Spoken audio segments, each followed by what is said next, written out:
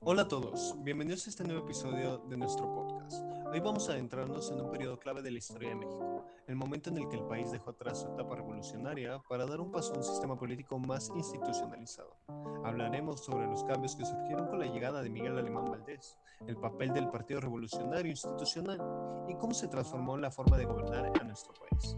A lo largo de este episodio analizaremos no solo los avances, sino también las críticas a este sistema que marcó profundamente la vida política en México. Para comenzar, queremos presentarle una reflexión general que nos ayudará a entender el contexto de este tema.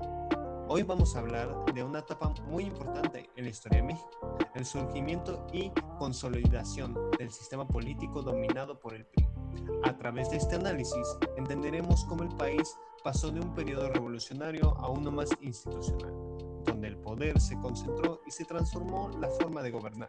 También reflexionaremos sobre los cambios en la política, el papel de los empresarios y las críticas hacia un sistema que, aunque ofrecía estabilidad, también limitaba la participación democrática.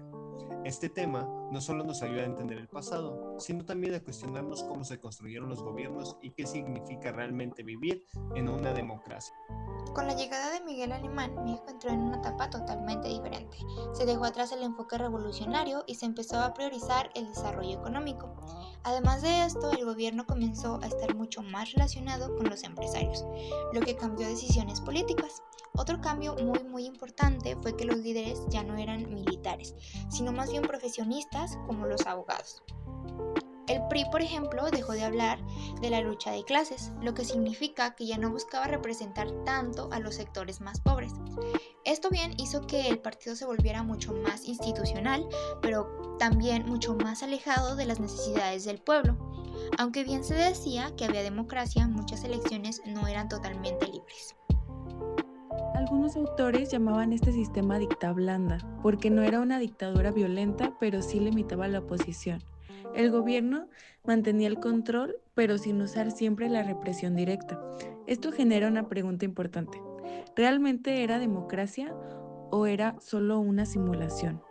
En conclusión, este periodo trajo estabilidad, pero también trajo muchas limitaciones. Nos deja reflexionando sobre el equilibrio entre el orden y la libertad. Bueno, ahora sí, vamos a entrar en materia y arrancamos con una pregunta clave. ¿Qué cambios importantes ocurrieron con la llegada de Miguel Alemán Valdés? Con la llegada de Miguel Alemán Valdés, el gobierno dejó atrás el enfoque militar y revolucionario, dando paso a un modelo más civil y enfocado en el desarrollo económico. Se impulsó la industrialización, la modernización del país y una mayor cercanía con el sector empresarial. ¿Por qué se considera que su administración marcó el inicio de una nueva etapa en México? Porque se consolidó un modelo de crecimiento económico basado en la industria y la urbanización. Además, se dejó de priorizar la lucha social revolucionaria y se apostó por la estabilidad y el progreso económico. ¿Qué papel tuvo el Partido Revolucionario Institucional en este periodo? El PRI fue el eje central del poder político, controlaba las instituciones y garantizaba la continuidad del sistema, lo que permitió estabilidad, pero también limitó la competencia democrática. ¿Cómo cambió el perfil de los gobernantes durante el alemanismo? Los gobernantes dejaron de ser líderes revolucionarios o militares y pasaron a ser civiles con formación universitaria, especialmente abogados y economistas, con una visión más técnica del gobierno. ¿Qué relación tuvo el gobierno con los empresarios y por qué fue importante? El gobierno estableció una alianza con los empresarios para impulsar la industrialización. Esto fue clave para el crecimiento económico, pero también favoreció a ciertos grupos y aumentó la desigualdad. ¿Por qué se dejó de lado el carácter revolucionario del partido?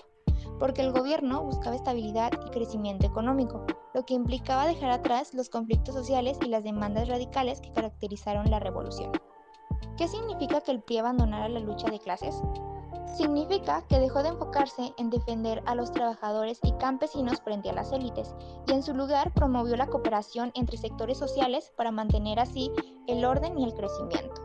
¿Cómo influyó la formación académica de los políticos en la forma de gobernar? Pues influyó en que las decisiones que se tomaran tuvieran un enfoque mucho más técnico y administrativo. Se priorizó la planificación económica y el desarrollo institucional sobre la movilización social. ¿Qué diferencias hubo entre el periodo de Lázaro Cárdenas y el de Manuel Ávila Camacho?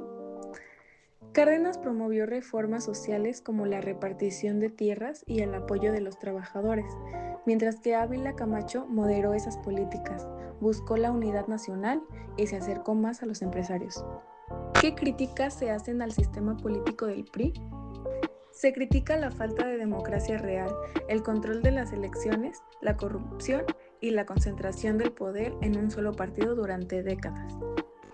¿Por qué algunos autores hablan de una dictablanda en México?